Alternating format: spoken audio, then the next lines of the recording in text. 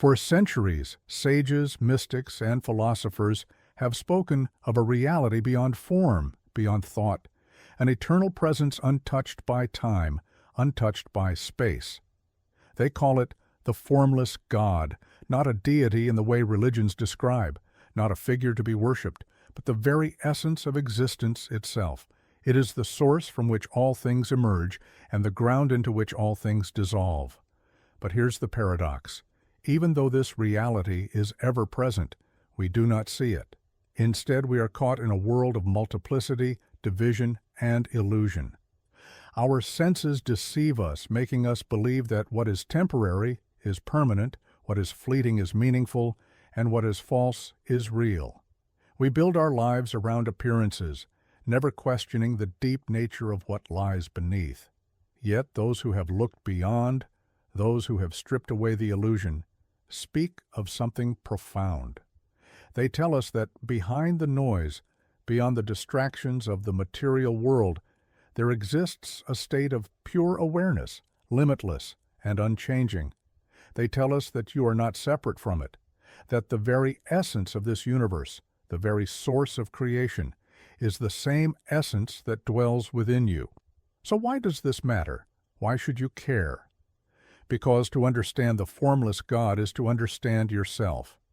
To recognize its presence is to awaken from the dream of limitation, to transcend suffering, to move beyond the cycle of birth, struggle, and decay. This is not philosophy. It is experience.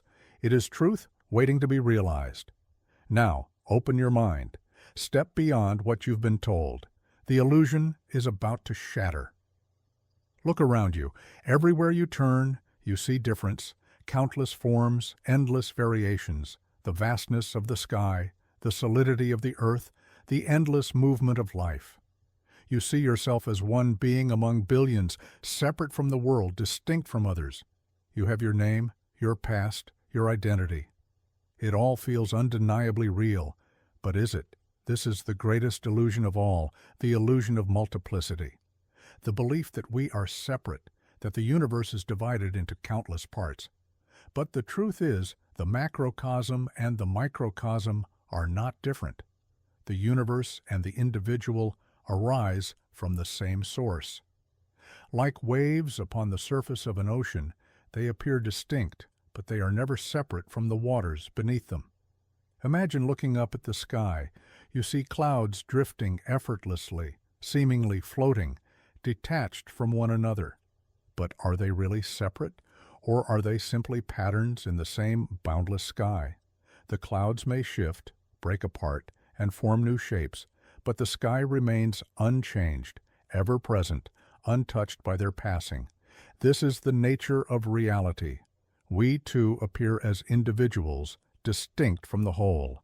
But just as the clouds are not separate from the sky, we are not separate from the One. What you call yourself is simply a temporary expression of something much greater, something infinite, formless, and eternal. But our senses deceive us. The world appears solid, tangible. We feel pain, joy, and struggle. We chase desires. We seek meaning in temporary things. We divide the world into this and that, self and other, and so we mistake appearance for reality. We believe that the many are real, and we forget the one that holds it all together. This is why the world is described as relatively real. It exists, but only in the way a dream exists while you are asleep. While dreaming, the experience feels vivid, unquestionable. You interact with people, places, and events. You feel emotions. You react to the dream world as though it is real. But when you wake up, what happens? The dream dissolves. The people, the places, gone. And suddenly you realize it was never real to begin with. So what if this, what you call reality, is also just a dream?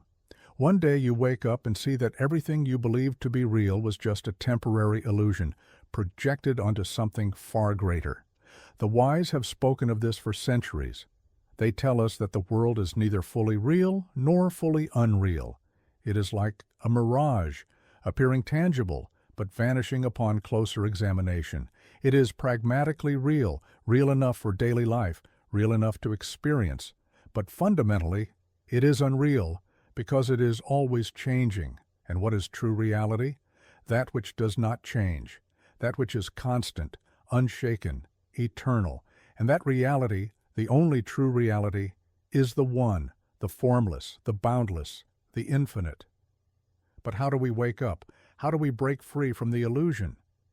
The first step is to recognize it, to see beyond the surface, beyond the illusion of multiplicity, to understand that no matter what form something takes, no matter how different things may appear, everything comes from the same source. You are not separate from the universe. You are not a fragment lost among countless others. You are the whole appearing as the part. And when you realize this, truly realize it, the illusion begins to shatter. This is only the beginning. The journey to truth continues. The nature of the formless God, beyond thought and description. The mind craves definitions. It wants to name, categorize, and understand. We define things by their shape, their function, their relationship to other things. This is how we navigate the world. But what happens when we encounter something that cannot be named, cannot be contained, cannot be grasped by thought? This is the paradox of the formless God. It is not a being among other beings. It is not something that can be worshipped, feared, or loved in the way we love another person. It has no attributes, no qualities, no limits. It does not act because it is beyond action.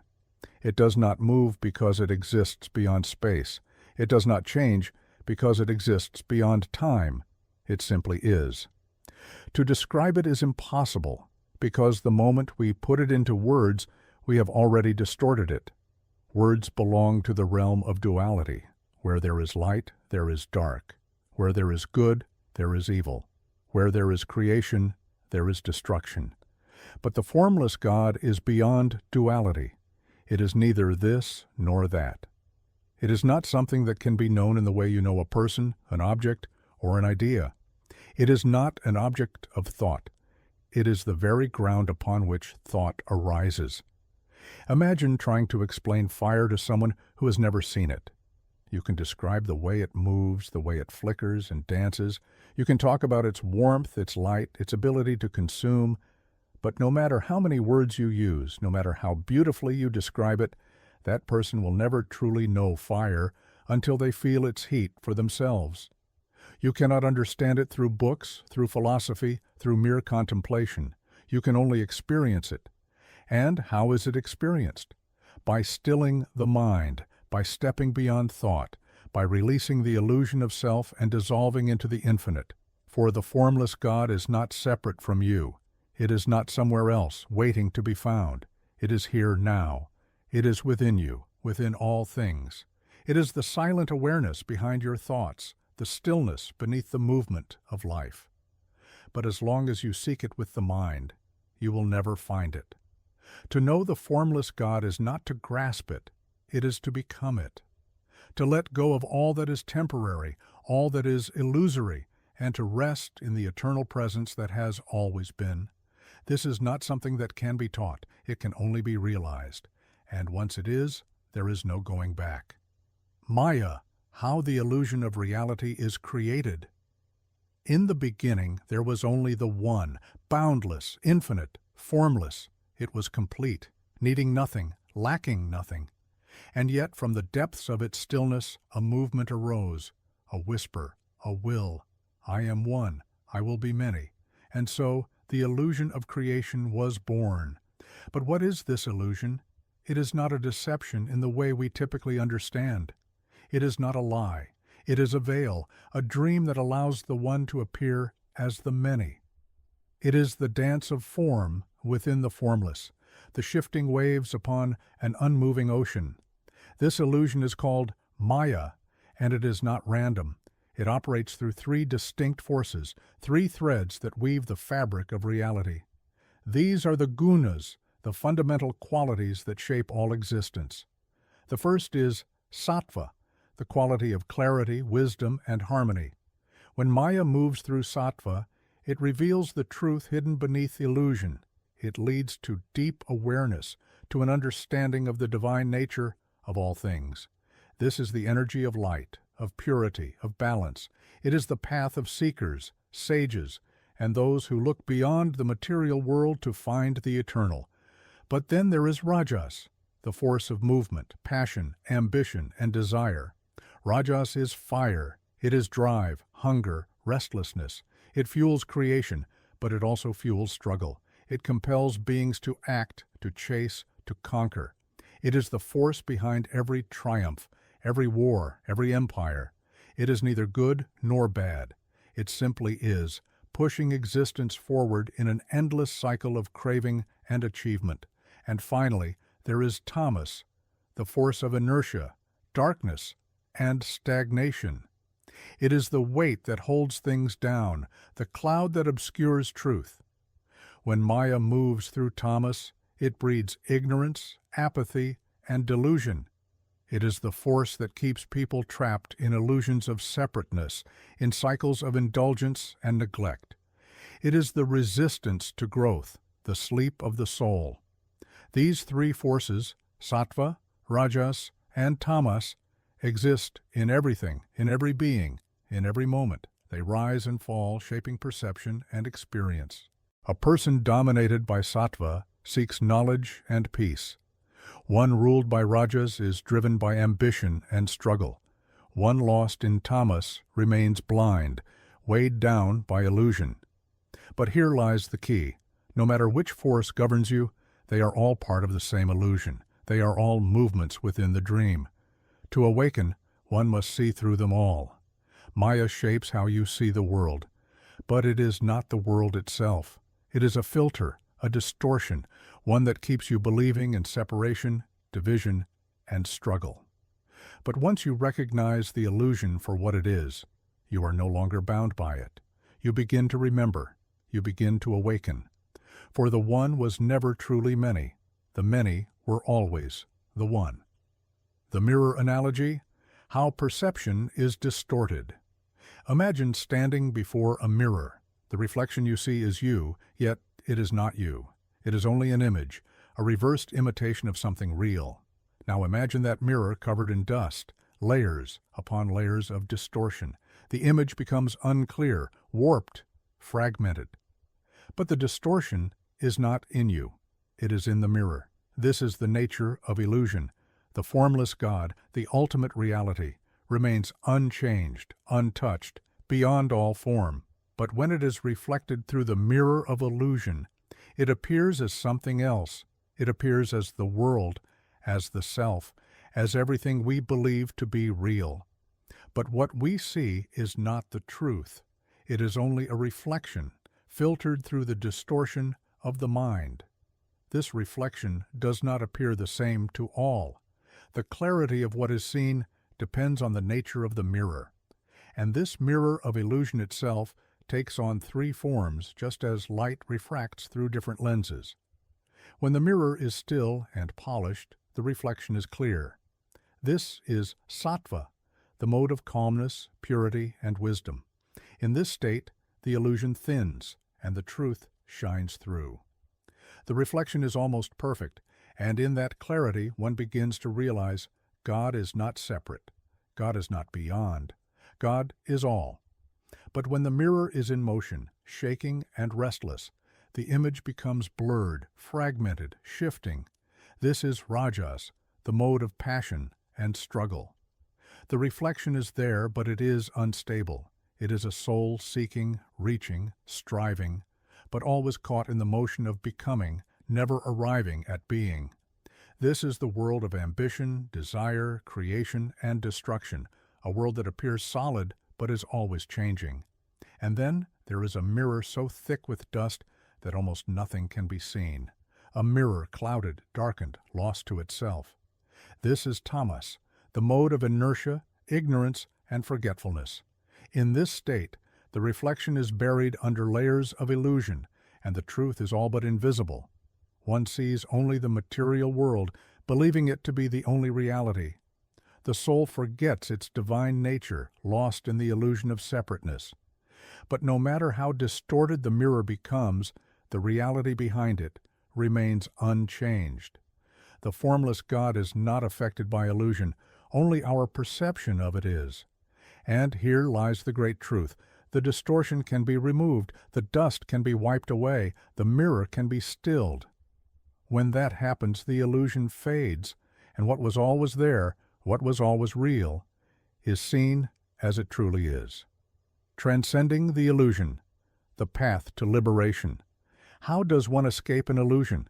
Not by fighting it, not by resisting it, but by seeing through it, the illusion of separateness, the illusion of form, the illusion of self. All of it exists only because we believe in it. We cling to names, to identities, to the material world, mistaking shadows for reality. But the moment you stop chasing the illusion, the moment you stop feeding it with belief, it begins to dissolve. This is the path to liberation. The first step is to recognize that the objective world, the shifting dance of forms, pleasures, pains, and desires, is not ultimate reality. It is temporary, fleeting, ever-changing. What is here today will be gone tomorrow. The body, the mind, the identity you wear like a mask. None of it is permanent. And what is not permanent cannot be real. So you begin to detach, not by rejecting life, not by escaping from the world, but by seeing it for what it truly is, a passing reflection, a dream. You move through it without attachment, like a traveler passing through a city that is not his home. You play your role, but you do not mistake the role for who you are. Then, the second step, realizing that the individual soul is not separate from the one. You are not a fragment, not a small piece broken off from something greater. You are the whole, appearing in a temporary form. The drop of water is not separate from the ocean. The wave is not apart from the sea. It only seems that way when viewed from the surface. But beneath, it is all the same. And then the third step, the dissolution of the creator concept. The idea of a personal God, separate from you, ruling over existence, disappears. Because who is the creator? It is not an external being. It is not a distant power. It is the very essence of existence itself, the formless, the eternal, the ever-present source from which all things arise and into which all things return. Once you realize this, once the illusion of separation crumbles, there is no more self to seek, no more world to chase, no more veil to obscure real reality. There is only that, the one, the infinite, the formless. And in that moment, everything falls silent. The struggle ends. The search is over. You do not become enlightened. You realize you always were. You do not reach liberation. You remember you were never bound. This is transcendence, not an escape from reality, but a return to what has always been real. Not a journey to something new, but a homecoming to what you have always been. The illusion ends the moment you stop believing in it. And when it does, only the formless God remains. The ultimate realization. You are the divine within. At the core of your being, beneath the layers of illusion, beyond the shifting thoughts, desires, and fears, there is something vast, something unchanging, something infinite. It has no name, no form, no identity. It is not separate from you. It is you. It is the silent awareness behind your thoughts, the stillness beneath all movement. It is the source from which all things arise and to which all things return. And yet, you have forgotten. You have spent lifetimes lost in the illusion of separateness, believing yourself to be small, limited, bound by flesh and time. But the truth is, you are the encased God within. This is the ultimate realization, the end of the search, the moment you awaken and see that the divine is not outside of you.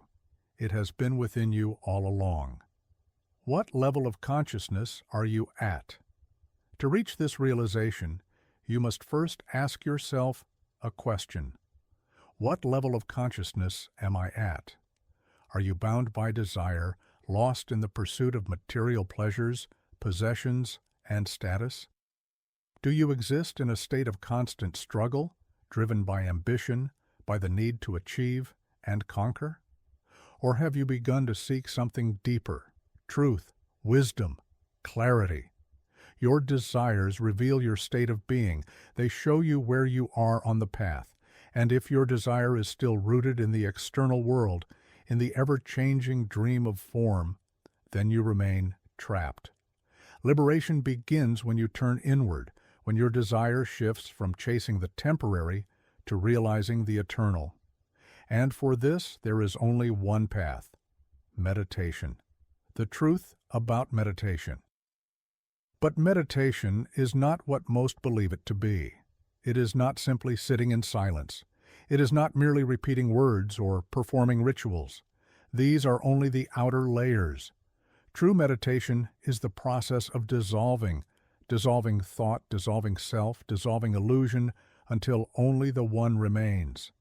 There are stages to this path: ritual, the discipline of practice, the external acts of devotion that prepare the mind; concentration, the ability to focus, to still the distractions of the restless mind; meditation, where thought begins to disappear, where the sense of self starts to fade; bliss, the moment where the mind dissolves completely, where only awareness remains, vast and boundless.